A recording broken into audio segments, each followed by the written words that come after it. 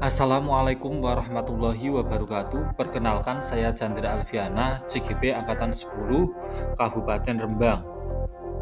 Salam guru penggerak, tergerak, bergerak, menggerakkan. Jurnal refleksi dwi mingguan modul 2.1 pembelajaran untuk memenuhi kebutuhan belajar murid. Jurnal refleksi. Dalam refleksi dwi mingguan ini, saya menggunakan model refleksi 4P. Fakta, Feeling, Finding, and Future. Kegiatan awal di modul 2.1 diawali dengan pretest, pendahuluan dan mulai dari diri sendiri pada tanggal 6 Juni 2024. Kemudian kegiatan dilanjutkan dengan eksplorasi konsep pada tanggal 7 Juni 2024 dan dilanjutkan dengan eksplorasi konsep forum diskusi dan membuat diagram flyer pada tanggal 10 Juni 2024. Kegiatan ruang kolaborasi setelah itu dilanjutkan dengan ruang kolaborasi diskusi kelompok pada tanggal 11 Juni 2024 dan ruang kolaborasi presentasi kelompok pada tanggal 12 Juni 2024. Kami melakukan refleksi kolaboratif untuk menganalisis implementasi pembelajaran berdiferensiasi. Saya di dalam kelompok melakukan analisis satu skenario pembelajaran berdiferensi di SD dengan cara menelaah kebutuhan belajar murid yang berusaha dipenuhi oleh guru yang bernama Pak Dermawan. Cara guru tersebut menentukan kebutuhan belajar muridnya dan menentukan strategi pembelajaran berdiferensiasi yang digunakan serta cara guru melakukan sebuah penilaian berjenjang.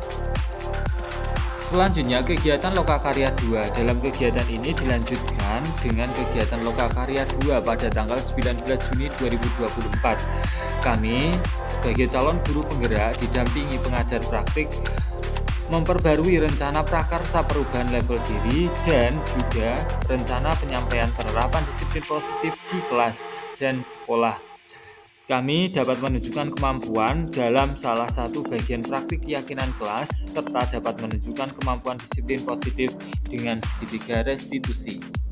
Kegiatan demonstrasi kontekstual pada tanggal 20 Juni 2024 dalam pembelajaran 4 demonstrasi kontekstual ini saya membuat sebuah rencana pembelajaran dalam konteks luring bertatap langsung dengan siswa dan membuat dan menganalisis kebutuhan belajar murid terlebih dahulu, kemudian menggambarkannya, menerapkan salah satu pembelajaran diferensiasi konten, proses, atau produk sesuai dengan tujuan pembelajaran dan kebutuhan belajar murid, kemudian dengan memperhatikan rubrik penilaian rencana pelaksanaan pembelajaran, kemudian saya memposting rencana pelaksanaan pembelajaran atau RPP yang telah saya buat dalam sebuah LMS, kemudian saya mereview RPP salah satu rekan CGP yang lainnya.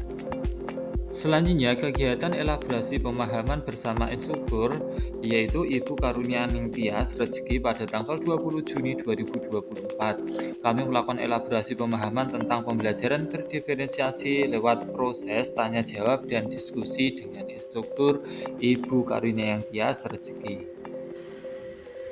Pada kegiatan koneksi antar materi yang dilaksanakan pada tanggal 25 Juni 2024, pembelajaran 6 yaitu koneksi antar materi ini saya membuat sintesa pemahaman dengan mengkoneksikan semua materi yang telah saya pelajari pada modul 1.1, 1.2, 1.3, dan 1.4 untuk menjelaskan pemahaman yang telah saya ketahui tentang pembelajaran berdiferensiasi dan mengimplementasikannya dalam pembelajaran.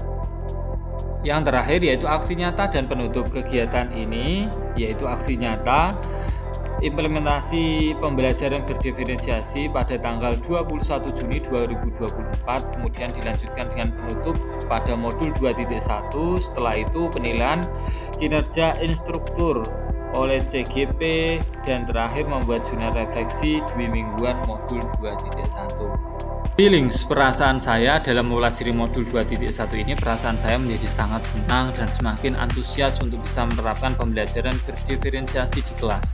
Sebagai seorang guru, kita harus bisa memenuhi kebutuhan belajar siswa dengan melakukan pembelajaran berdiferensiasi.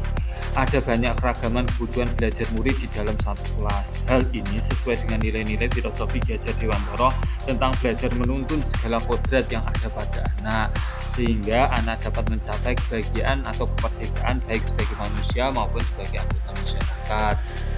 Findings pembelajaran setelah mempelajari modul 2.1 adalah murid itu memiliki keunikannya masing-masing, mulai dari pengetahuannya, cara belajar, gaya belajar, sikap keinginan, dan sebagainya.